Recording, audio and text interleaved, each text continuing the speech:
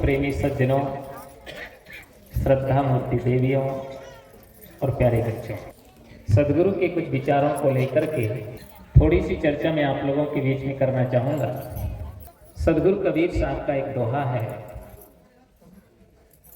कि जहाँ दया तहाँ धर्म है,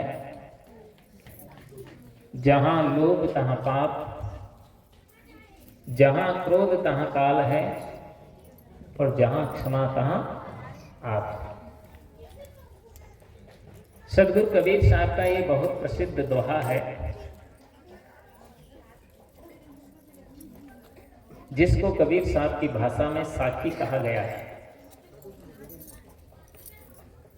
साखी का तात्पर्य होता है, साखी कहते हैं साक्षी को, और साक्षी कहते हैं गवाह को। वो साक्षी क्या है, उसको हम अच्छी तरह से समझने की कोशिश करेंगे। जीवन में हर व्यक्ति का मन धार्मिक होने का करता है कि हम सब धार्मिक बने, धर्म का अनुसरण करें, लेकिन लोग धर्म के मर्म को नहीं जानने के कारण धार्मिक कहलाने वाले लोग ही आपस में टकरा जाते हैं, आपस में उलझ जाते हैं। इसलिए व्यक्ति को धर्म के मर्म को समझने की बहुत बड़ी आवश्यकता है। किसी ने सदगुरु कबीर साहब से आकर के पूछा कि धर्म क्या है, तो सदगुरु कबीर साहब ने कहा, जहां दया का धर्म है। धार्मिक होने की पहचान लोगों ने अपने अपने विचारधाराओं के अनुसार बांटने का काम किया है। कोई तिलक लगाना ही धर्म समझता है, कोई माला पहनना ही धर्म समझता है, कोई लाल सफेद कपड़े पहनना ही धर्म समझता है, और कोई सिर मुड़ा लेना, दाढ़ी बढ़ा लेना, उसी को धर्म समझता है।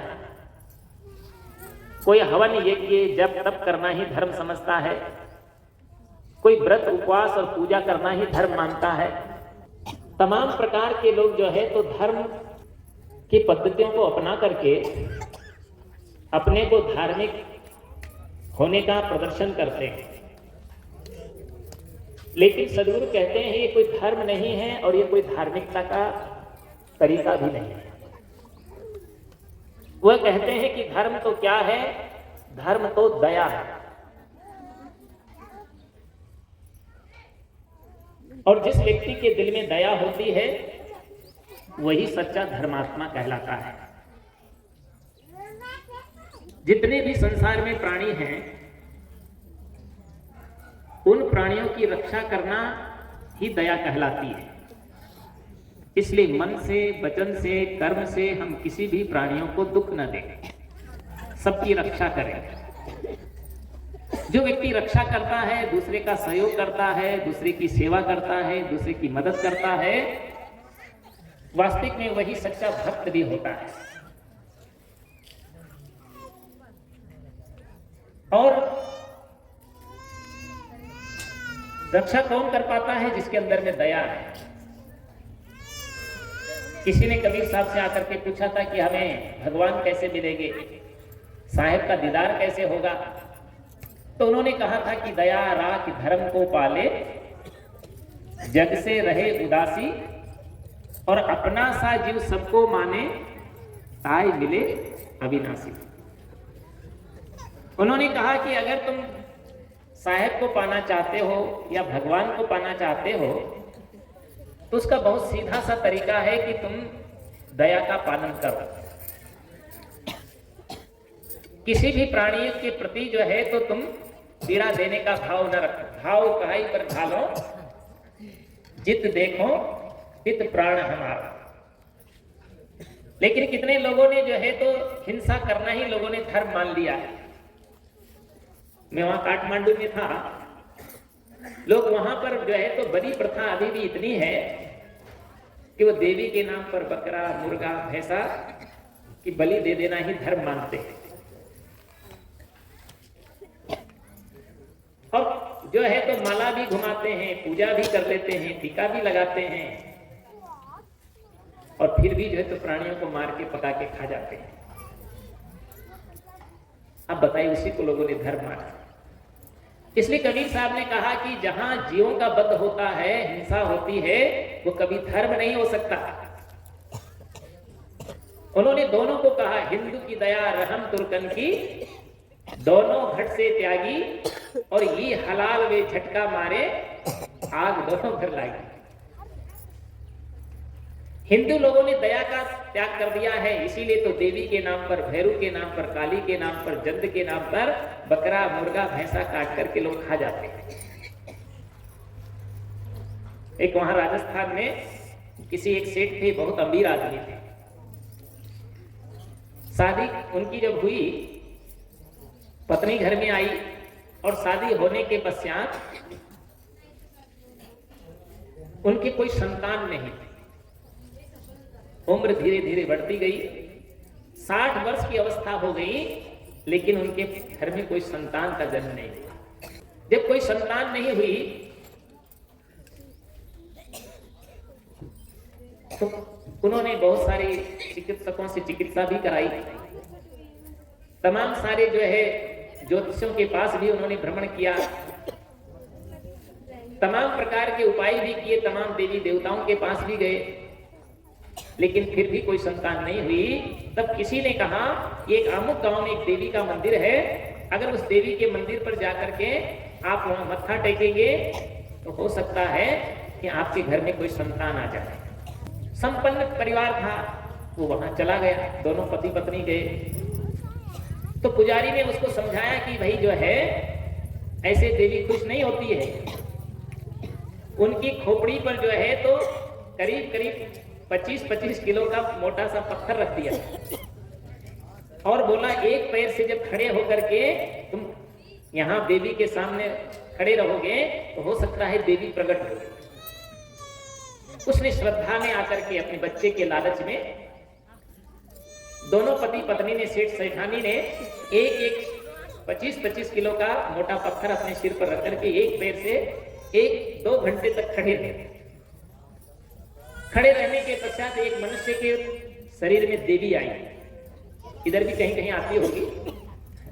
तो जब देवी आती है तो क्या कहती है कि भाई तुम क्यों वहां मेरे सामने आकर के खड़े हो? तो उसने कहा, रे देवी महारानी, आप सब जानती हो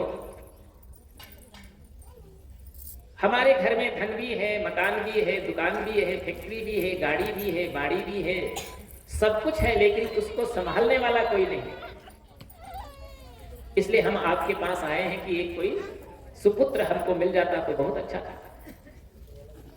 वो देवी जिस व्यक्ति को आ रही थी, उसने कहा कि बोला, तुमको पुत्र तो मिल जाएगा, लेकिन तुमको जो है एक भैंसे का जो है तो देवी के पास में आकर के बलि चढ़ाना पड़ेगा, एक भैंसा की बलि देना पड़ेगा। और इतना कह करके वो जैसे ही अपने शांत होना चाहती थी, तब तक वो सेठ तो अहिंसक था। आप सब जानते हैं कि राजस्थान के लोगों को मारवाड़ी कहते हैं। वैसे मारवाड़ी तो सब जगह पहुंच जाते हैं, जहां न पहुंचे रवि वहां पहुंच जाता है कवि, और जहां न पहुंचे गाड़ी वहां पहुंच जाए मारवाड़ी। लेकिन मारवाड़ी जो है तो धन कमाना भी जानते हैं, और वो पुण्य करना भी जानते हैं, खर्च करना भी जानते हैं। उन्होंने जो है तो कहा कि देवी, मैं आपको जो है बलि नहीं दे सकता, इसके अलावा आप जो है तो आपको मैं जो है तो जो भी आपको चाहिए वो मैं उपलब्ध करा सकता हूं, लेकिन भैंसा का बलि देना मेरे बस की बात नहीं। तो बोला, फिर तुम्हारा काम नहीं होगा, इसलिए तुमको भैंसे की ही बलि देना पड़ेगा। उसने कहा, तुम अन्न मांग लो, धन मांग लो, रुपए पैसे मांग लो, या अन्न और अन्य कोई चीज मांग लो, लेकिन ये बलि में नहीं दे सकता। तो उस देवी ने कहा कि तुम्हारा काम सिद्ध नहीं होगा। इतना कहकर जिसके शरीर में देवी आ रही थी वो चुप हो गया। दोनों पति पत्नी उस पत्थर को फेंक करके और वहां से रवाना हुए। तो रास्ते में उसी गांव में, उसी नगर में एक ठाकुर साहब रहते थे। तो उनका चेहरा उदास देख करके ठाकुर साहब उनके मित्र थे, उन्होंने पूछा, भाई आज यहाँ कैसे आना हुआ? तो बोला, जो है तो मेरे कोई संतान नहीं थी, देवी के पास आया था। देवी ने कहा कि भैंसा की बलि देना पड़ेगा, तो हम तो ये काम नहीं कर सकते। तो ठाकुर साहब कहते थे, इसमें चिंता करने की क्या बात है, अरे आपको कहीं से भैंसा लाना नहीं है, हमारे जो है घर में एक बहुत मजबूत भैंसा रहता है और उसी की बलि जो है तो आप दे दीजिए। उसने कहा मैं बलि नहीं दे सकता। उसने कहा आपको चिंता करने की क्या आवश्यकता है, मेरे नौकर ही जाकर के देवी के यहाँ समर्पित कराए। तो सेठ भी खुश हुआ और उसने ठाकुर साहब ने कहा जाओ, दो नौकरों से कहा इतना मजबूत भैंसा था कि दो दो आदमी उसको जो है तो उसकी सेवा करते थे, इधर से उधर भी बांधना हो तो दो दो व्यक्ति से वो जाकर के उसको बांधने की सेवा करने का काम करते थे। वो दो नौकर उस ठाकुर साहब के ले जाकर के और वहां पहुंचे। तो जाते जाते जब ले जा रहे थे तो ठाकुर साहब ने कहा कि किसने मांगा था? बोला देवी ने मांगा था। बोला हाँ देवी ने मांगा था। तो उन्होंने कहा आपको और कुछ नहीं करना है, डायरेक्ट जाकर के उस देवी की मूर्ति के ही बांध देना उस भैंसे को।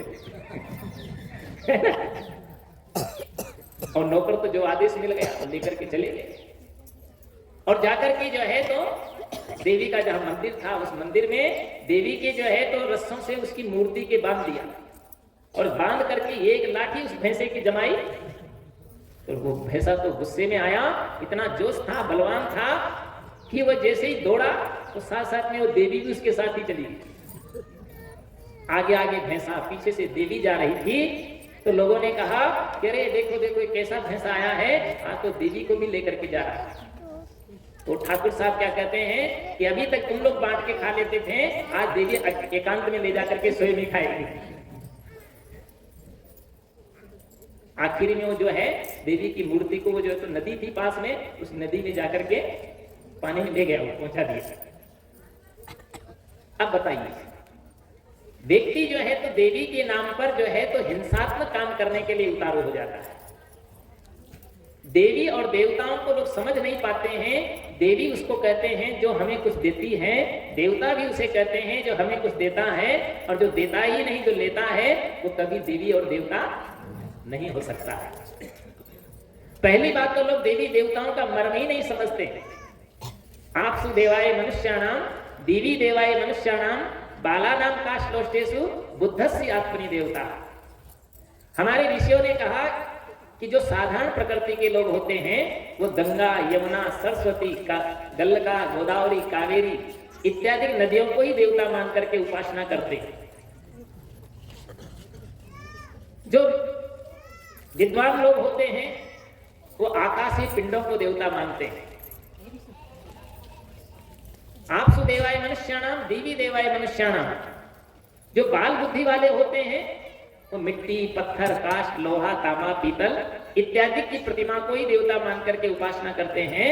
किंतु बुद्धस्य आत्मनि देवता, जो बुद्धिमान होते हैं वो आत्मा को ही सर्वोच्च देवता मानते हैं, क्योंकि वहीं से सारे देवताओं का सृजन होता है। जितने भी देवी देवता है उन सारे देवी देवताओं का सृजन करने वाला कौन है? वो मनुष्य है। अगर मनुष्य इस धरातल पर न होते तो संसार में एक भी न देवी होता, न देवता होता, न मंदिर होते, न मस्जिद होती, न गुरुद्वारे होते, न गिरजाघर होते, कोई भी नहीं होता। इन सारे की सारी चीजों का सृजन करने वाला कौन है? वो मनुष्य है। लेकिन मनुष्य अपनी गरिमा को भूल गया है, इसलिए वह अपनी बनाई हुई वस्तु के सामने ही जाकर के वो उसके सामने ही गिड़गिड़ाता है। रात को हम जो है तो तोषदास जी के गांव में गए थे, जो अभी भजन गा रहे थे, बहुत अच्छा भजन गाते हैं आप। वो अपने घर पर ले गए थे। उनके घर में एक बेटा का बेटा है, जिसको यहाँ पोता कहते हैं ना, उसका नाम ही कबीर रखा है उन्होंने। और जब हमने उनसे चर्चा किया, छोटे छोटे बच्चे बैठे हुए थे, तो हमने पूछा कि भाई चित्र बड़ा होता है कि चित्रकार बड़ा होता है? तो उसमें से एक बेटी बोली, वो कहती है कि बोला नहीं, चित्र बड़ा नहीं होता है, चित्रकार बड़ा होता है। मैंने कहा क्यों बड़ा होता है? तो उसने कहा कि चित्र को बनाने वाला है होता है चित्रकार, इसलिए वो बड़ा होता है। लेकिन मनुष्य वास्तविक नहीं समझ पाता। एक बच्चा तो इस बात को समझता है, लेकिन बड़े बड़े बूढ़े ये बात को आज तक नहीं समझ पा रहे। मैं राजस्थान में भी था, एक ठाकुर साहब के घर पर गया, तो वहां उनका एक बेटी का बेटा आया था। तो उससे मैंने पूछा, जब जलपान का समय आया, तो जलपान का समय जब आया तो सबको जलपान दिया जा रहा था। लड्डू थे, फल थे, दूध था। तो छोटा सा बच्चा था, करीब करीब 2-3 वर्ष का रहा होगा। जब उसको भी खाने को दिया तो उसके हाथ में एक रबड़ का हाथी था, खिलौना। तो हमने उसको कहा भाई इसको भी खिलाओ। तो छोटा सा बच्चा कहता है, बोला गुरुजी ये नहीं खाता है। तो मैंने कहा क्यों नहीं खाता, क्या इसके मुंह नहीं है? बोला मुंह तो है। तो मैंने कहा आंख नहीं है? बोला आंख भी है। तो मैंने कहा पेट नहीं है? बोला पेट भी है। बोला जो है, तो मैंने कहा पैर नहीं है? बोला पैर भी है। तो मैंने कहा जब इसके पेट है, मुंह है, आंख है, नाक है, पैर है, सब कुछ है, तो फिर ये क्यों नहीं खाता? तो कहता है कि इसमें जीव नहीं, जान नहीं। तब हमको बात समझ में आई कि ये 5 वर्ष का छोकरा तो समझ गया, लेकिन इस 60 वर्ष के डोकरे ये बात नहीं समझ पाया। एक छोटा सा बच्चा समझ जाता है। जब तक हम असली को नहीं समझ पाते हैं, तब तक हम नकली के पीछे दीवाने रहते हैं। जब हम असली को पा जाते हैं तो नकली को छोड़ देते हैं। एक तितली को भी आप देख लीजिए, वो तितली भी जो है तो नकली फूल पर बैठना पसंद नहीं करती। कहां जाकर के बैठती है? असली फूल पर बैठती है। एक बिल्ली को भी आप देख लीजिए, वो भी जो है तो असली चूहे पर वार करती है। अगर आप रबड़ का चूहा रख देंगे तो उस पर वार नहीं करती। और एक चूहा भी अगर जो है असली चूहा होगा, नकली बिल्ली होगी तो उससे घबराएगा नहीं, उसको भी ज्ञान होता है। ये बात पशु भी जानता है, पक्षी भी जानता है, जीव जंतु भी पहचानते हैं, लेकिन हम जो है मनुष्य होकर के इस बात को ठीक से समझ नहीं पाते हैं। इसलिए जो है हम लोग जो है तो नकली से ही काम चलाने की कोशिश करते हैं।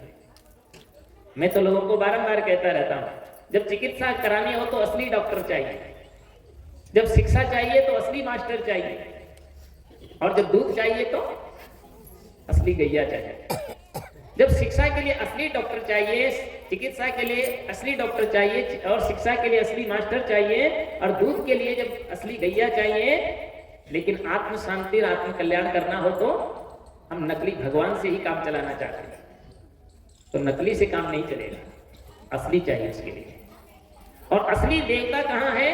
असली देवता होते हैं जिनको हमारे ऋषियों ने कहा मातृ देवो भव। माँ देवता है जो हमें दुनिया में लेकर के आती है, उसकी सेवा कर दो। असली देवता होता है पिता, जो आपका भरण पोषण करने के लिए पूरी जिंदगी लगा देता है, आप उसकी सेवा कर दो, कितना बढ़िया देवता है।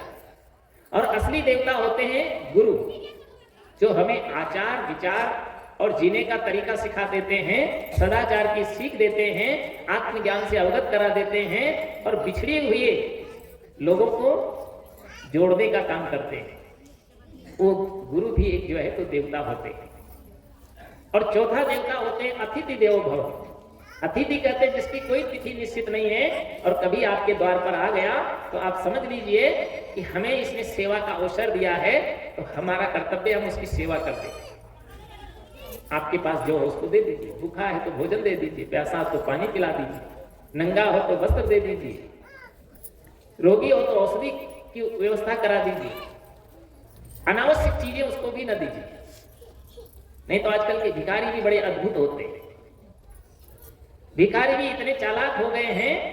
अभी कुछ दिन पहले पता लगा था कि एक भिखारी इतना अमीर था जिसके पास करोड़ों की संपत्ति थी। किसी ने आकर के उसको 10 रुपया चढ़ाया तो उसने फेंक दिया कि मैं 10 रुपया वाला भिखारी नहीं। तो उसने कहा 10 रुपया वाला भिखारी नहीं तो फिर कौन सा भिखारी है? तो बोला मैं 500 रुपया से कम भीख नहीं देता। आप बताइए, जिंदगी में आदमी जो है तो भिखारी भी जो होते हैं तो देखने में भिखारी होते हैं, लेकिन जो है वो बड़े अमीर भी होते हैं। तो जिंदगी में याद रखिए कि आपको किसी को कुछ देने का अवसर भी आए तो देते समय भी आप सावधानी रखिए। नहीं तो आजकल बहुत चालाक लोग भी होते हैं। धर्म के नाम पर लोग पैसा इकट्ठा कर लेते हैं और उसका उपयोग जो है तो पता नहीं क्या क्या कार्य में करते हैं। इसलिए धर्म के नाम पर जो पैसा दिया जाता है उसका परिणाम सोच करके देना चाहिए कि इसका सदुपयोग होगा या इसका दुरुपयोग होगा, या इससे जो तो पुण्य होगा या इससे लोग पाप करेंगे। इसका विचार करके ही हमें पुण्य में अपनी संपत्ति को लगाना चाहिए, धन देना चाहिए। देना तो चाहिए, ये नहीं कि नहीं देना चाहिए, क्योंकि हमारे यहाँ संत दादू जी हुई, उन्होंने कहा दादू देना है भला, दिया करो 2 हाथ, और दिया घर में चांदना और दिया चाले साथ। देना तो चाहिए, लेकिन जो है तो व्यक्ति को क्या देना चाहिए, उसकी योग्यता देखनी चाहिए, उसकी आवश्यकता देखनी चाहिए, और अपनी भी परिस्थिति देखनी चाहिए। कितने लोग इतने उदार हो जाते हैं जो फिर खुद को ही परेशानी का सामना करना पड़ता है। इसलिए कबीर साहब ने लिमिट बताया, अति उदारता कष्ट है, अति संकोच अनर्थ, और मध्य भाव में बरतिए सो जन सदा समर्थ। बहुत उदार भी मत बन जाइए कि अपना सर्वस्व ही दे दे। अति दानार बलिबद्धो अति सर्वत्र विवर्जते, अति रूपेण में सीता अति गर्भेण रावणा, अति दानार बलिबद्धो अति सर्वत्र विवर्जते। सीता जी अत्यंत रूपवान थी, इसलिए कहते हैं रावण ने उसको चुरा लिया। रावण ने सीता को रूपवान होने से नहीं चुराया था, वो तो अपनी बहन का बदला लेने के लिए चुराया था, है ना। वैसे एक दृष्टि से देखें तो रावण ने अपनी बहन का बदला लेने के लिए चुराया था। किससे? राम से बदला लेना चाहते थे। क्यों बदला लेना चाहता था रावण? ऐसा क्या अपराध किया था राम जी ने? बताओ क्या किया था? राम जी ने तो नहीं किया, लेकिन लक्ष्मण ने किया। क्या किया था? नाक और उसके कान ही काट लिए थे। क्यों काट लिए थे? क्योंकि उसने शूर्पणखा आती है और उन्होंने प्रस्ताव रख दिया कि तुम सम पुरुष न मौसम नारी, और ये संजोग विधि रचा विचारी। बोला मेरे समान दुनिया में कोई नारी नहीं है, तुम्हारे समान कोई पुरुष नहीं है, इसलिए तुम हमारे साथ में विवाह कर लो। राम जी ने तो बता दिया, भाई मेरे साथ तो जानकी जी है, देखो कुमार मोर लघु भ्राता, उधर चले जाओ लक्ष्मण के पास, वो कुंवारा है। कुमार कह दिया उनको। तो क्या लक्ष्मण जी की शादी नहीं हुई थी? हुई थी ना। चारों भाइयों की शादी तो साथ साथ में हुई थी, लेकिन फिर भी राम जी कहते हैं अहे कुमार मोर लघु भ्राता। तुम जो है लक्ष्मण की तरफ इशारा करके कहा कि तुम उनके पास चले जाओ, वो कुमार है। वहां जाकर के उसने प्रस्ताव रख दिया, चलो भाई तुम नहीं करते हो तो लक्ष्मण से ही बात करते। और लक्ष्मण के पास गई तो उन्होंने कहा मेरे साथ शादी करके सुख नहीं पाओगी। बोला क्यों? बोला मैं तो राम जी का सेवक हूं, और सेवक सुख चय मान भिकारी, व्यसनी धन सुख गति व्यभिचारी, लोभी यश और चार गुमानी, और नव दोई दूध चहते प्राणी। लक्ष्मण जी ने उत्तर दे दिया कि मैं राम जी का सेवक हूं, और सेवक के साथ रह करके तुम्हें सेवा ही करना पड़ेगा, सुख नहीं मिलेगा। अगर कोई आदमी सेवा में है और वो सुख चाहे तो उसको सेवक होकर के सुख नहीं मिल सकता, क्योंकि दुनिया में सबसे सहज काम सब हो सकता है, लेकिन सेवा धर्म कठिन जग जाना। भरत जी ने भी कहा था, जब राम वन में चले जाते हैं, जब राम वन में गए हैं, और जैसे ही वन में गए तो पीछे से भरत आए, पिता के संस्कार करते हैं, और उन्होंने पूछा कि राम कहाँ है? तो उन्होंने कहा कि कहीं ने वन को भेज दिया। तो बोला मैं अब यहाँ रह करके क्या करूंगा, मैं भी वन चला जाऊंगा। तो वन जाने की तैयारी में जब भरत जी निकले तो पूरी अयोध्या साथ चलने के लिए तैयार हो गई। तब उन्होंने पूछा कि भाई रथ सजाया गया है, क्योंकि भरत तो राजा बन गए। तब भरत जी ने पूछा कि बोला मेरे लिए रथ, राम जी कैसे गए थे? तो उन्होंने बहुत अच्छी बात कही कि बोला वो तो नंगे पैर गए थे, पैदल गए थे। तब भरत जी ने कहा जब राम पैदल जा सकते हैं, नंगे पैर जा सकते हैं, तो मुझे कैसे जाना चाहिए? तब उन्होंने बहुत अच्छी बात कही, आप लोग भी कहिए। तेरे भल जाऊं उचित अस मोरा, सिर भल जाऊं उचित अस मोरा, सबसे सेवक धर्म कठोरा, सबसे सेवक धर्म कठोरा। भरत जी कहते हैं कि राम जब नंगे पैर गए हैं तो मेरा तो कर्तव्य बनता है कि मुझे तो सिर की भल जाना चाहिए, पैर ऊपर हो और सिर नीचे हो। इसको कहते हैं भ्रातृत्व प्रेम। भ्रातृत्व भक्ति का कितना अच्छा उदाहरण है कि वह जो है तो रथ में जाना पसंद नहीं करते हैं, वो भी नंगे पैर जाने के लिए तैयार हैं। तो कहने का मतलब ये था, वो कह रही है कि भाई मेरे लक्ष्मण जी ने कहा कि तुम मेरे पास नहीं रह सकते हो, मेरे साथ रह करके तुम्हें सुख नहीं मिलेगा, क्योंकि मैं राम जी का सेवक सुख चाहे मान भिखारी, और भिखारी होकर के मान चाहे तो उसको सम्मान भी नहीं मिलेगा, क्योंकि भिखारी भी जहां जाता है तो वहां डांट पड़ती है। ये जरूरी नहीं कि आप जाते उसको जो कुछ दे दो। कोई कोई भिखारी भी बड़े हड्डी होते हैं, बिना लिए वो दरवाजे से निकलते नहीं, उनको भी ट्रेनिंग होती है ना। एक घर में एक भिखारी ने जो है तो शादी किया, उसकी पत्नी आई, वो भिक्षा मांगने के लिए गई और वहां गई तो किसी ने डांट दिया तो लौट आई खाली हाथ आके। बोला ऐसे कैसे काम चलेगा, वो तुमको गाली दे, तुमको मारने दौड़े तो भी उस घर से नहीं निकलना है, लेके ही निकलना है। तो उनको भी ट्रेनिंग दिया जाता है। एक भिखारी था, ऐसे पल्ली बिछा करके बैठा था, इतने में जो है तो एक आया एक व्यक्ति, तो उसने कहा रे कुछ दे दो। उसने कहा क्यों दे दे, तुम अट्टे कट्टे हो, कुछ कमा के खा लिया करो। तो बोला फिर क्या करें, बोला करना क्या है, कुछ जो है तो कुछ कमाओ। उसने कहा कहां जाए कमाने के लिए, बोला मेरी दुकान पर चलो। बोला तुम्हारी दुकान पे चलेंगे तो कितना दोगे। उसने कहा 200-500 रुपए मैं तुमको दे दूंगा। उसने कहा 200-500 रुपया दोगे। तो उसने कहा कि तुम्हारी दुकान पर जाने पर तुम मुझे 500 रुपया दोगे, अगर तुम हमारी दुकान पर बैठो तो मैं तुमको 1000 रुपया दूंगा। बोला तुम्हारी दुकान क्या है, बोला बैठ जाओ कटोरा लेकर के। है इतने में दूसरा आदमी आया, उसकी तरफ उसने कटोरा किया और बोला कि कुछ दे दो। उसने कहा क्यों दे दे। उसने कहा मैं भी तुम्हारे जैसे एक दिन देने योग्य व्यक्ति था, मैं भी एक दिन तुम्हारे जैसे देने वाला था, अमीर था, लेकिन मैंने भी यही कहा था कि मैं क्यों दे दूं। तो वो कटोरा मुझे पकड़ा गया, और तुमने भी अगर कुछ नहीं दिया तो ये कटोरा तुम्हारे हाथ में चला जाएगा। इसलिए जिंदगी में कुछ देना भी सीखो, लेना ही नहीं है, मनुष्य को देना भी चाहिए। तो जो है तो जीवन में याद रखिए कि व्यक्ति को जो है तो कुछ देना सीखना चाहिए। दे दे, हम क्या दे सकते हैं, धनी है तो धन दे दें, ज्ञानी है तो ज्ञान दे दें, विद्या है तो विद्या दे दें, अन्न है तो अन्न दे दें, वस्त्र है तो वस्त्र दे दें। और आप कुछ भी नहीं दे सकते हैं तो कम से कम प्रिय वचन तो दे ही दें। और जो व्यक्ति प्रिय वचन भी नहीं दे सकता है, उससे बड़ा संसार में कोई दरिद्री नहीं होता है। इसलिए जिंदगी में हमें ये बात याद रखनी है कि हम दरिद्री न बने, हमें जीवन में उदारता लानी चाहिए, लेकिन उसकी सीमा रखें। तो इसलिए कबीर साहब कहते हैं अति उदार का कष्ट है, अति संकोच अनर्थ, और बिल्कुल कंजूस भी न बने, बिल्कुल संकुचित भी न बने। जैसे एक जगह कथा हो रही थी और कथा में एक आदमी आया, उसने सोचा कि कुछ सब लोग दे रहे तो मैं भी दे दूं।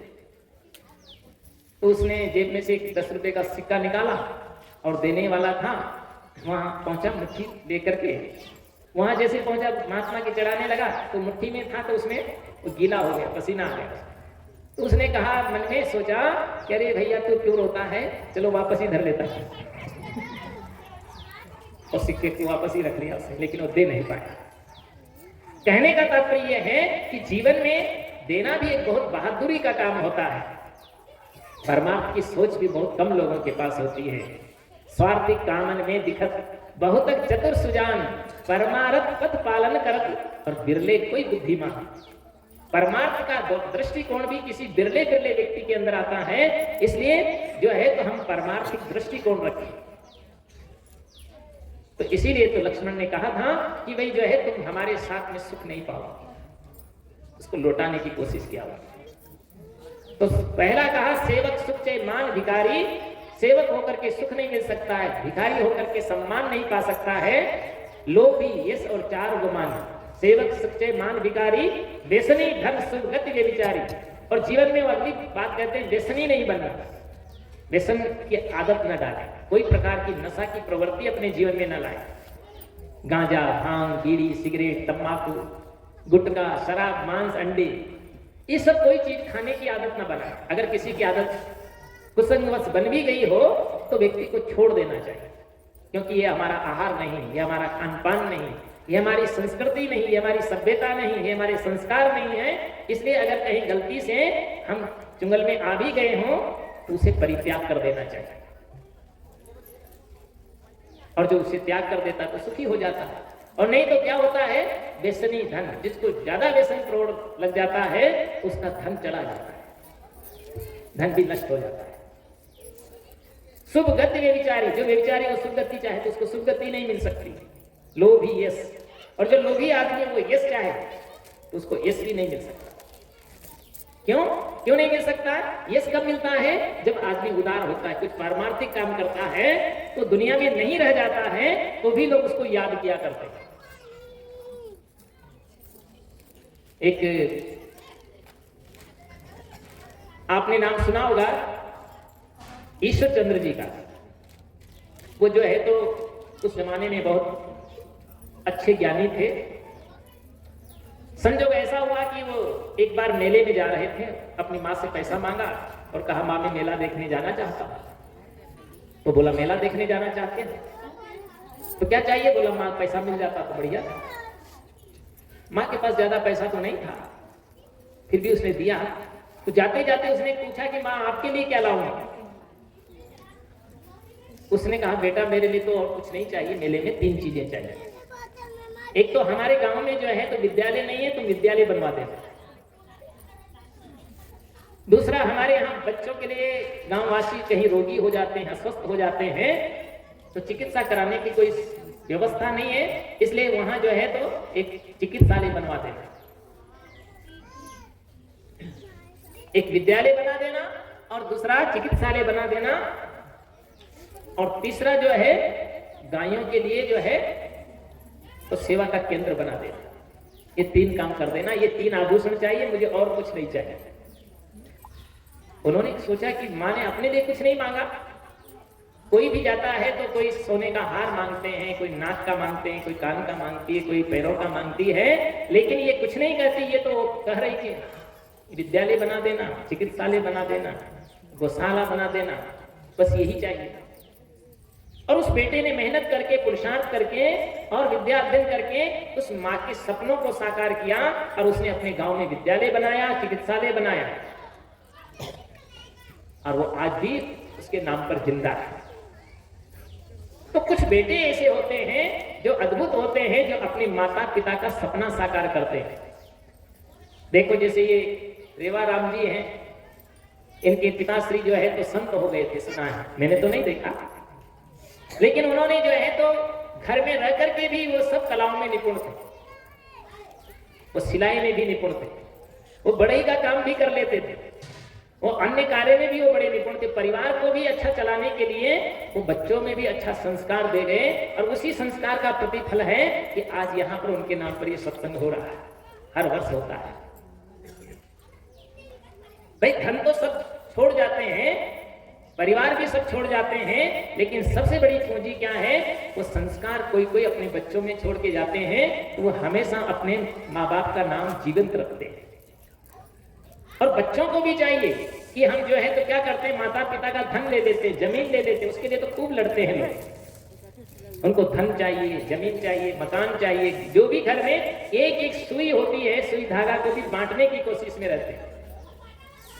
लेकिन उनके जो पवित्र संस्कार हैं, उनकी जो भक्ति है, उनका जो ज्ञान है, उनकी जो सेवा परायणता है, उनकी जो उदारता है, जो उनकी जो श्रेष्ठता है, उसको कोई बिरले ही उसका चुनाव कर पाते हैं।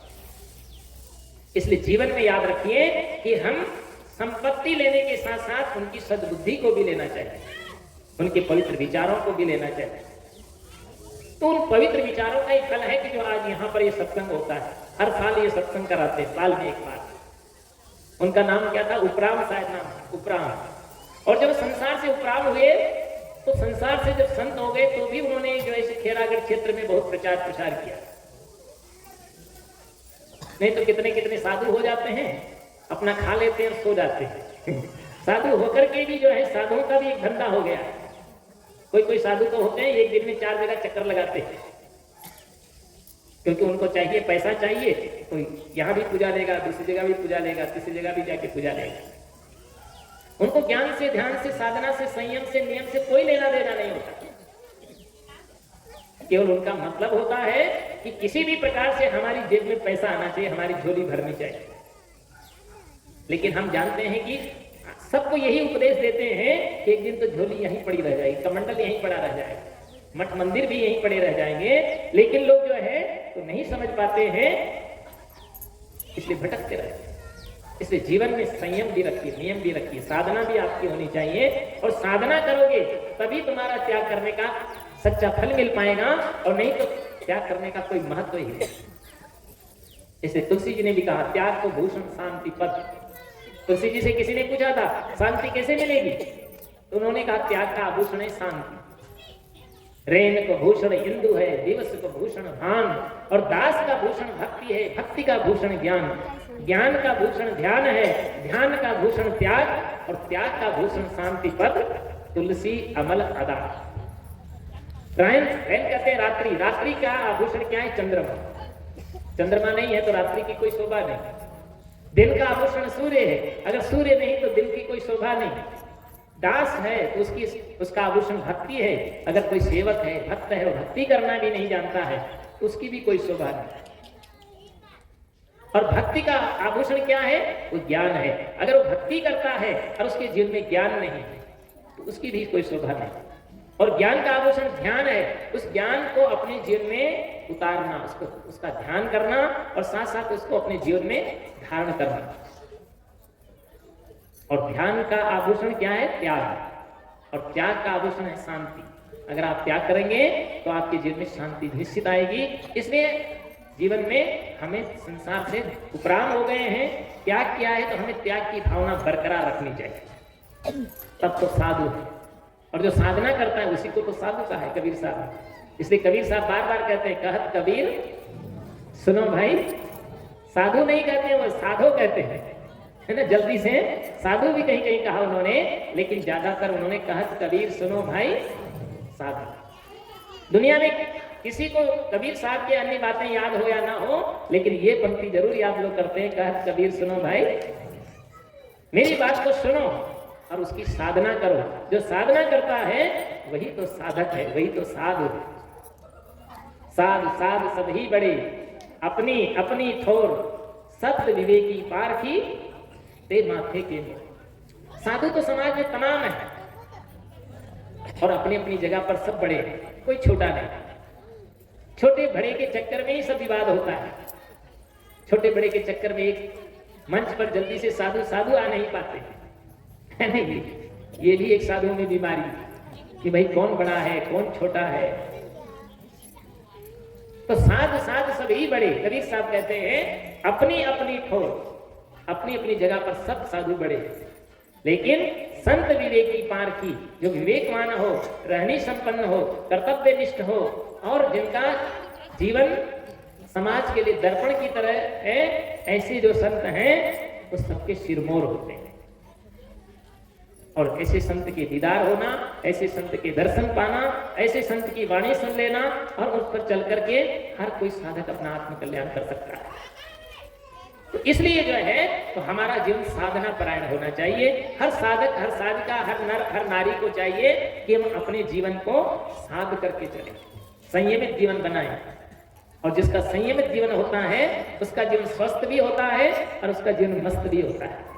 इसलिए सबको स्वस्थ मस्त रहना चाहिए, तब जीवन उसका सार्थक बन पाता है। इसलिए जो है तो सद्गुरु कहते हैं कि जहां दया का धर्म है, जहां जिस व्यक्ति के अंदर में दया है वही धर्म होता है। और जहां हिंसा प्रारंभ होती है तो हिंसा के सामने फिर हिंसा ही दिखाई नजर आती है, और उसका दुष्परिणाम भी ये होता है। लक्ष्मण ने जब उसके नाक कान तो काट दिए, लेकिन उसका परिणाम नहीं सोचा कि इसका परिणाम क्या होगा। बड़ा सहज लगा उसको, केवल उसने प्रस्ताव ही तो रखा था, लेकिन किसी ने प्रस्ताव रखा उसके नाक कान काट देना कोई बहादुरी नहीं है ना। तुम्हें स्वीकार नहीं है तो मना कर दो, लेकिन उसने तो कदम उठा दिया। लेकिन उसका परिणाम कितना खतरनाक हुआ कि आखिरी में उसने तो नाक कान ही काटे। रावण के पास जाती रोने लगी कि तुम्हारे जैसे बहादुर की बहन होकर के मेरी ये दशा है। तो उसका जो है तो बदला तो लेना ही चाहिए। और रावण चल दिया था और उसको ही उठा करके ले गया, सीता को ले गया।